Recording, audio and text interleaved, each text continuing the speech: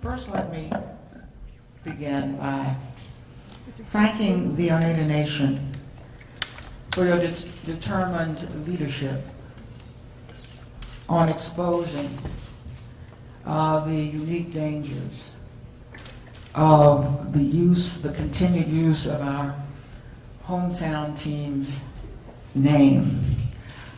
But I particularly want to thank the Oneida Nation for your contributions to American culture and history, and particularly your contributions to the Museum of the American Indian here in the nation's capital.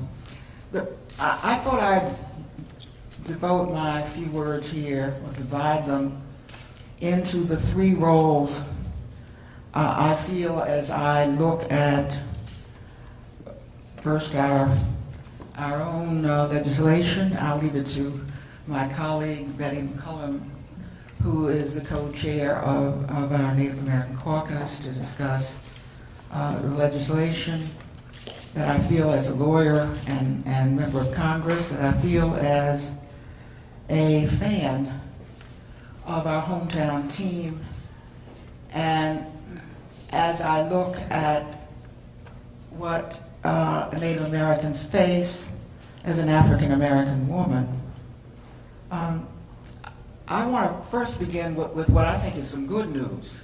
I don't see how the plaintiffs in the matter that is now pending before the Patent and Trademark Office can fail to prevail. Dan Snyder has tried on 4 separate occasions to seek to trademark this name and failed. And failed specifically because the PTO found the name to be disparaging. That really should be the end of the case, and it would be.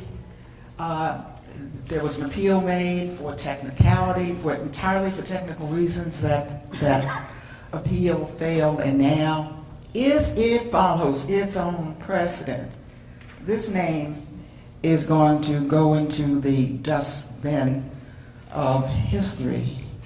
My only regret is that Dan Snyder, the owner of the team, has had to be pushed this far.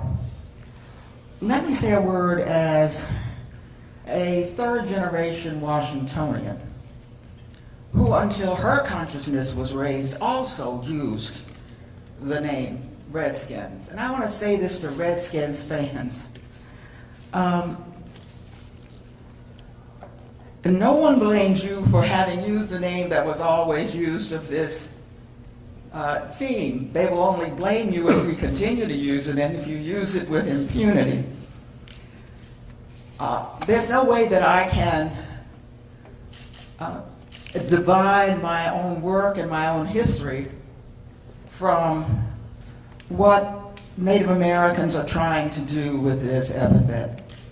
I say I'm a third-generation Washingtonian. My great-grandfather was a runaway slave from a plantation in Virginia. I carry that history with everything I do. And for me, that history is indivisible.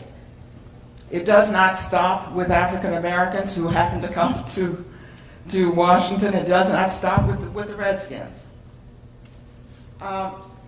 Frankly, I regard it as an insult to believe that the fans like me wouldn't want the name used. And they will cite polls for you that show that the fans say, no, we don't want the name to change. These fans are reflecting the love of the team, not the name. And in our very diverse region and city, do not believe for a moment that Dan Snyder or the Redskins would lose fans because they changed the name. Roger Goodell, of course, surely knows that Snyder is dragging the good name of the NFL down. That's why he has had to gradually speak up. That's leadership. And I call upon him to use that leadership if you do not want to sully the name of the league itself with this continuing obstruction. I would have expected him to use that leadership earlier, given the four precedents I have just cited for you. If you wanted to find a way to make Snyder understand, it seems to me you ought to cite what the PTO has already found and ask him whether he wants to be compelled by law to change the name. Believe me, we love our Redskins now, but it does not have a glorious history. This was a team that had to be forced into racial integration at all, notwithstanding the extraordinary record of African Americans in football, and they were forced because they played on federal land. And the former owner, it's interesting to note, died believing it was the wrong thing to do because in his bill he included a proviso that none of the funds that were being used for charitable purposes could be used for purposes of integration. So we wanted to leave that terrible history in this city, which after all was a segregated city. I went to segregated schools in this city, just like Native Americans often went to segregated schools. We wanted to leave that history behind and thought now that we were in the certainly 21st century, we had, and now we have an owner that apparently, like the former owner, is waiting until he is compelled to do the right thing. Finally, let me speak as an African American in a city where the majority of the population, about 50-50, is African American.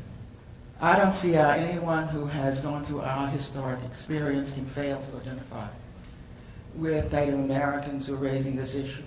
Or need I remind them of the terms that have been attached to us in history, and how the moment we hear one of those terms, you've got an uprising virtually. Even if somebody made a mistake, that's how those terms affect people. Even when some of those terms have, by the way, been seen as terms of endearment. You know, this is what we called our darkies. So not all of them were the pejoratives you hear. Many of them were uncle and aunt and other things. Don't you dare use those terms now. Because we are 10% of the population, and the only difference between us and our Native American brothers and sisters is they are 2 or 3% of the population. And the average American has not had to have the same kind of contact with them that they have had with African Americans. And of course, we have mounted a movement that acquainted people all across the United States with us. So, if anything, I believe that if the name has changed, I hate to get mercenary, but I think not only will the bottom line of the team not be affected, it'll be just the opposite. They'll have to sell all those shirts and all those hats all over again. So I can think of no argument for retaining a name that directly insults Americans, and especially our first Americans. So I don't want to close in anger. I want to close in the spirit of the civil rights movement of which I was a part, and in the spirit of Martin Luther King. Because the first thing Martin Luther King would have wanted to do would have been to meet with the Oneida Nation and other Native Americans. So I call on Roger Goodell, while he is in Washington today, to reach out to the Oneida Nation and to begin a conversation that will bring our team back into the great American umbrella that reflects and respects our heritage and all Americans. Thank you.